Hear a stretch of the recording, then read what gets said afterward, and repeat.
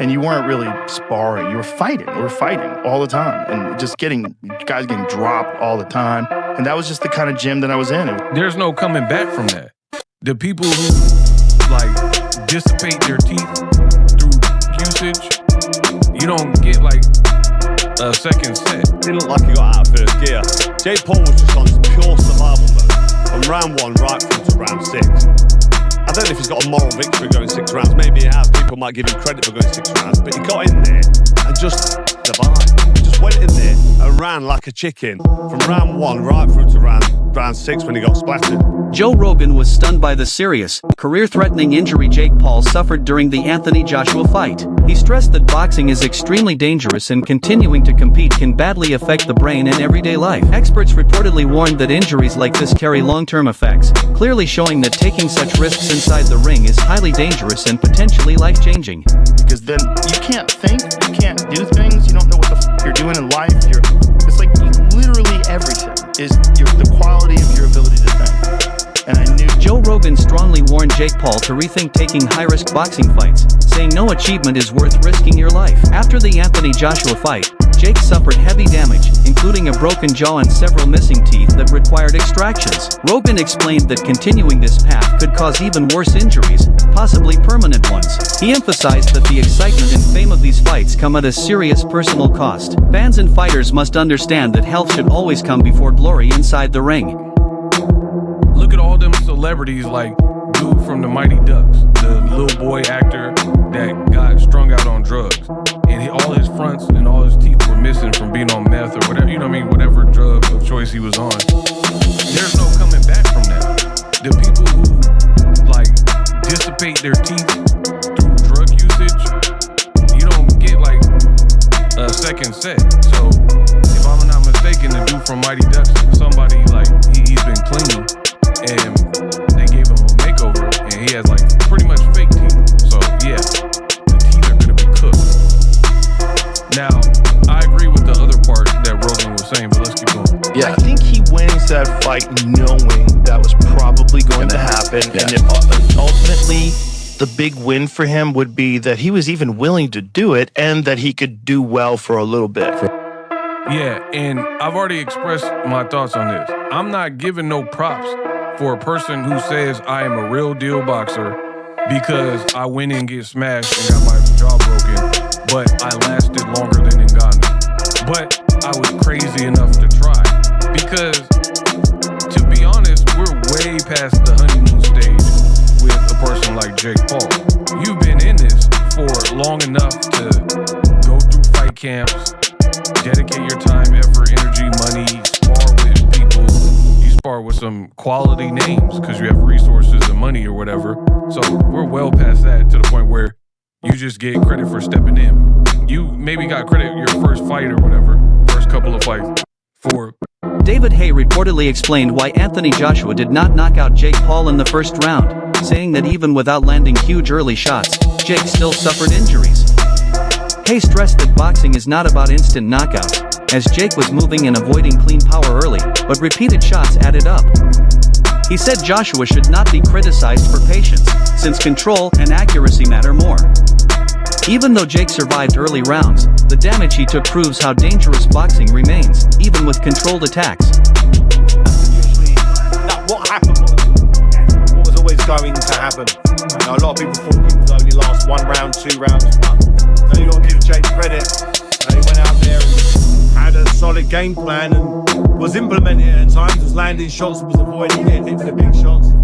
But the reason we have weight categories in boxing, and I'd say he sticks with the cruiserweight division where the guys are the same size as him, because that, without having the schooling, the many years, I was able to give away 100 pounds of weight because I've been boxing since I was 10. I was an international amateur and world champion at cruiserweight. That's why I was able to do the big jump and use the tactics that he used to win the heavyweight championship. But credit to him, nothing but respect for Jake Paul for putting on such an event, putting himself in harm's way. I would imagine some people back home for you are going to say, man, they just should have gone out there 2 rounds. No, anyone who understands boxing knows it's very difficult to close the range on someone who doesn't want to hold his feet. And these AK just run around swinging and missing. No, he's supposed to wait for the right opportunity, which he did. And once the opportunity presented himself, he landed and the fight was over. But yeah, anyone who kind of gives AJ stick because he didn't knock him out in one round doesn't understand boxing. What level would you say Jake Paul is after that performance?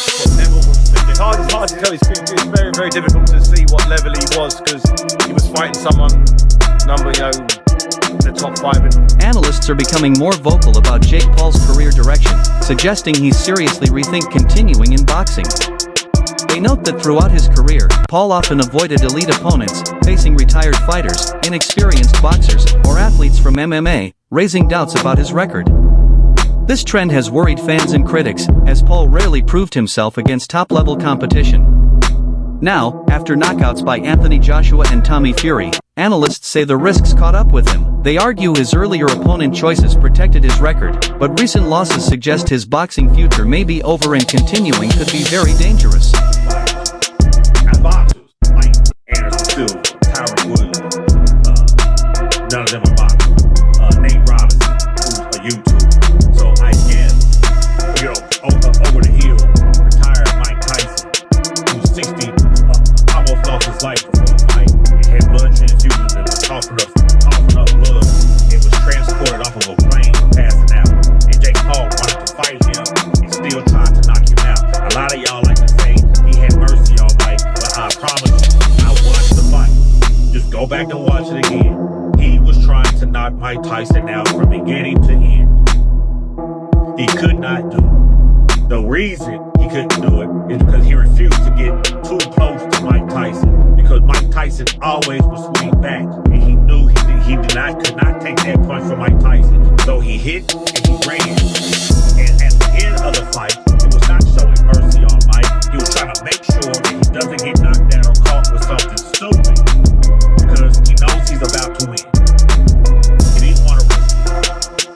I'm not going to keep letting y'all run with this narrative that Mike Tyson was following the script with all these fake script posts running around on Facebook or saying that he had mercy. Eddie Hearn calmly reflected on how the fight played out and believes everything followed the plan. He said the strategy focused on patience, control, and slowly breaking Jake Paul down before finishing. While Hearn first expected a quicker ending, he later admitted he was happy the fight went longer so the plan could unfold. He recalled moments where Joshua stayed calm and unfazed, showing full confidence and control. For Hearn, this performance proved Joshua's experience and ring intelligence. He also laughed off online criticism, making it clear nothing distracted from the result or execution. He said before the fight, I'm going to break him down, and then I'm going to knock him out. And that's exactly what he did. I didn't. I thought it'd be all over within 3 rounds. But, when I got in the ring after, because I was shouting, just, anywhere, I got in, he went, what are you rushing me for? And I was like, sorry. So, but like, obviously he knows what he's doing, and actually now I'm quite pleased that we got the rounds. Yeah. To be honest. Yeah, I saw you said that. Really random, I was on Twitter and I saw Jake Paul's mum said she wants to get in the ring and punch you. She said she doesn't like the smoker look on your face. She was promoting her book, so I'm not sure if she wants, But did you see that? What did you think of that? I'm very sad because I couldn't have been nicer and more respectful of Jake and what he's done. And I think Logan's amazing. I think he's an incredible athlete. And I shook Jake Paul's dad's hand in the ring. And if I would have seen Mum, I would have said, all right. But I think over the years we've obviously had our beef, and she probably don't like me anyway. And I'm probably a little bit smug.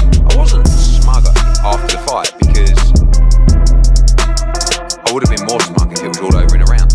So, I'll give Jake respect. And, sorry, Jake's mum doesn't like me, but